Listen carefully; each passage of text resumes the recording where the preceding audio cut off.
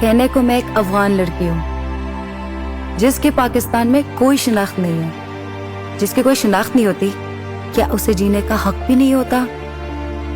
मेरा बचपन गुर्बत में कैसे चुपके से गुजर गया पता ही नहीं चला। होश संभाला तो देखा मर्दों के समाज में एक औरत कितनी बेबस और लाचार होती है।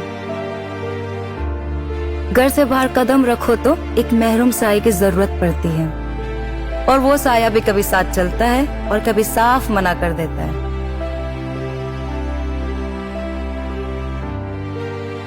हिम्मत करके इस साये के बगैर घर से बाहर कदम रख लो तो कदम कदम पर लिबास में छेद करती हुई नजरें घुटन में बेपनाह इजाफा कर देती है। फिर मैंने सोचा कि ऐसा नहीं चलेगा, और मैंने फैसला किया कि मैं बाइक चलाना सीखूंगी। लेकिन पाकिस्तानी माशरे में एक लड़की का बाइक सीखना या चलाना एक चैलेंज था। मैंने जिससे भी बाइक सिखाने को कहा, उसने ये कहकर इनकार कर दिया कि तुम लड़की हो, हाथ पांव टूट गए तो कोई शादी भी नहीं करेगा। मेरे सामने दो रास्ते थे, हाथ पांव सलामत रखो और इंतजार करती हो, या फिर रिस्क लो और सहन में खड़ी भाई की मोटर बाइक पर किस्मत आजमाओ। मैंने दूसरा रास्ता चुना और निकल खड़ी हुई अकेली। राइडिंग में हम लड़कियों के लिए सबसे पहली मुश्किल जो हमारा इस्तेकबाल करती है वो है बाइक स्टार्ट करना।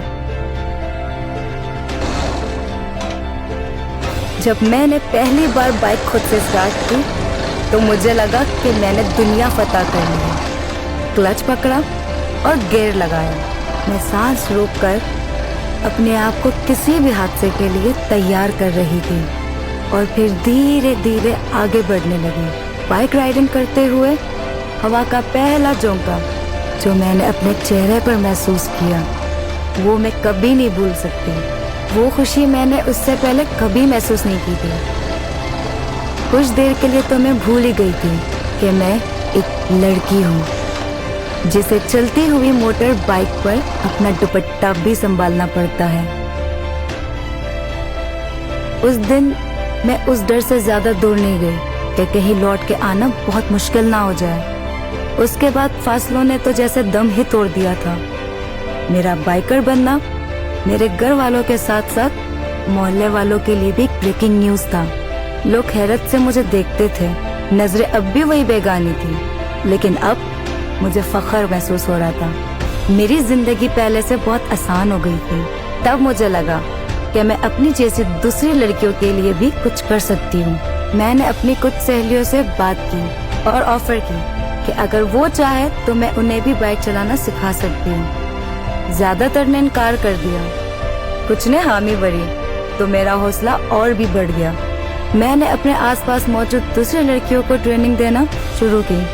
ये सब मुझे बहुत अच्छा लग रहा था, लेकिन उस वक्त मेरी आंखें आंसुओं से भर गए। वो खुशी के आंसू थे जब एक बाबा जी ने मेरे सर पर हाथ फेरते हुए कहा, बेटी मैं एक बूढ़ा और बीमार आदमी हूँ, नजर भी कमजोर है, मैं अपनी बेटी को कॉलेज नहीं छोड़ सकता, क्या तुम मेरी बेटी को मोटरसाइकिल चलाना सिखा सकती हो? तब मुझे लगा कि मैं अपनी ही नहीं दूसरों की मदद करने के भी काबिल हो गई हूँ। उसके बाद मैं अब तक 300 लड़कियों को बाइक चलाना सिखा चुकी हूँ।